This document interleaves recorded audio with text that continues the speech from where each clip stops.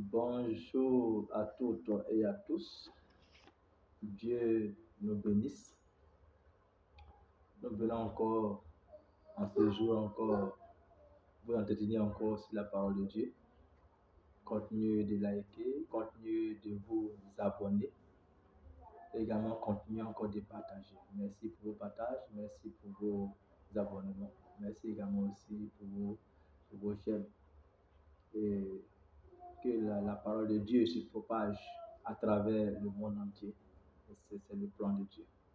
Et chacun, à son niveau, doit permettre à ce que cette parole-là se propage.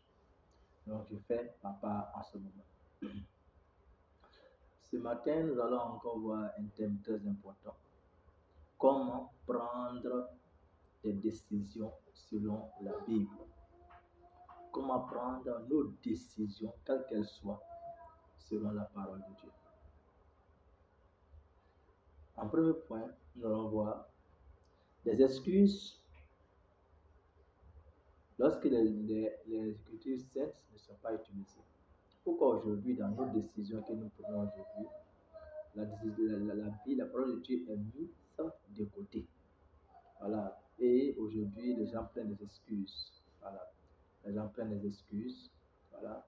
Il faut dire non que la Bible, première excuse que les gens ont, la Bible n'a rien à dire sur la prise de décision quotidienne. Voilà. Puisque la Bible, elle est déjà complète. Voilà, donc tout ce qui m'arrive aujourd'hui, que lorsque je dois prendre une décision, voilà, ça ne concerne pas la Bible, puisque mon nom n'est pas dans la Bible. Voilà, et aussi également, ce que je vis au quotidien n'est pas dans la Bible. Voilà les excuses que nous avançons.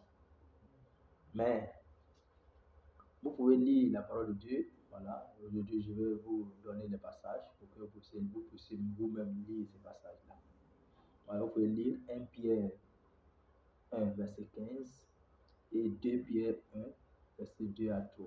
Donc vous verrez ce que la parole de Dieu dit par rapport à ceux qui pensent que la Bible n'a rien à voir avec la prise de décision quotidienne. Deuxième point concernant toujours les excuses, voilà, on dit maintenant qu'une révélation nouvelle est disponible.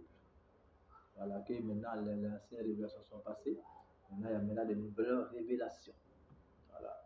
Donc vous pouvez lire encore pour cela encore également Juge chapitre 3, pardon, Juge verset 3, et puis Psaume 19 verset 7, et Jean 17 verset 17, où la Bible dit ta parole est la vérité, sanctifie-les par ta parole.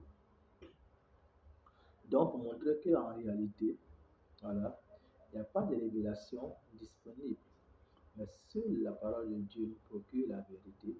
Et c'est à travers cette parole-là que nous avons ce dont nous voulons, ce dont nous avons réellement besoin.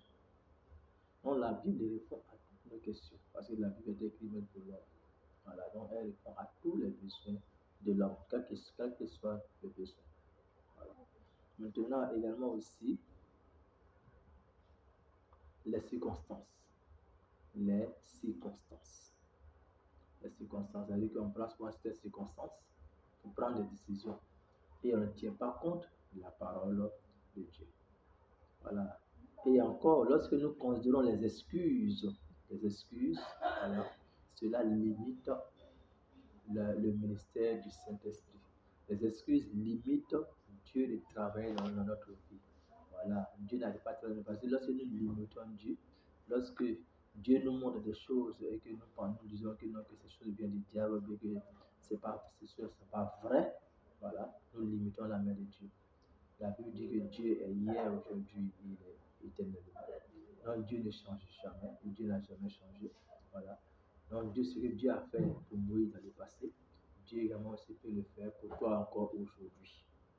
Donc il est important que nous ayons comme leitmotiv la parole de Dieu.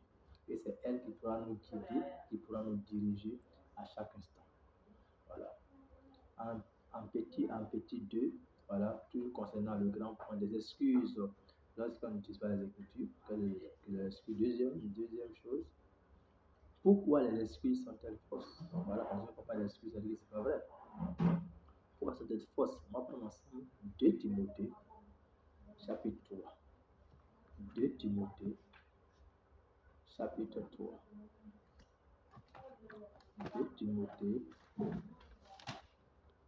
Timothée, chapitre 3, versets 15 à 17.